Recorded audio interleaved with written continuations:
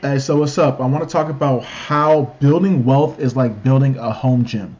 So have you seen like garages that have like the full home gym setup and like you're like, wow, like why you don't have to go to Equinox, you don't have to go to Planet Fitness, you don't have to go to 24, you don't have to go to CalFit because you built the gym in your house. You got a weight rack, you got a cardio machine, you got all the dumbbells, all that stuff. But when you build a gym, you don't have that all at once.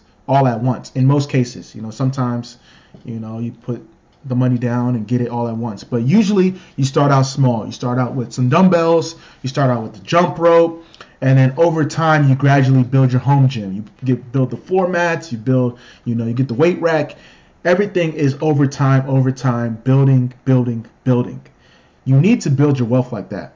Start small. Don't be afraid of starting small, and then over time, as you get stronger, as you get wealthier, as you build your finances, to add on to your financial portfolio, like you're adding on to your home gym. Yeah, it's easy to start and say, I'm going to start bench pressing, I'm going to start lifting, I'm going to start doing all this. But start with what you have: push ups, jump rope, things that are small but will add up over time.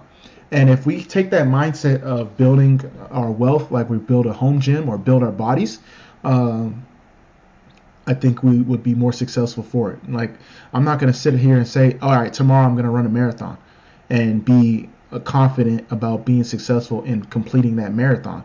But if I set the goal out of I'm going to run a marathon, all right, let me start by running a mile every day. And then as I get stronger and more fit, okay, I'm pushing it to 2 miles. Then I'm pushing it to 5 miles. Then I'm pushing it to 10 miles. Notice how I compounded that as I continue to say I got stronger and, more fit. And the same holds true with our finances.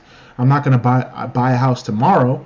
But if I save up over time and have a strategy around it, then I could buy a house when my intended goal is, or something else. I want to go on a vacation, or I want to, invest in some assets. These are things that we got to look at when we want to build for the long term and not so short term. Yeah, you can get a lump sum and build your home gym all at once, or you can get surgery or whatever if you feel like you don't want to get fit and do it the easy way. But true financial stability is building it over time with the plan in place, and hopefully that will help you in terms of thinking of a new way when it comes to finances, of thinking how I can build wealth using the building a home gym strategy.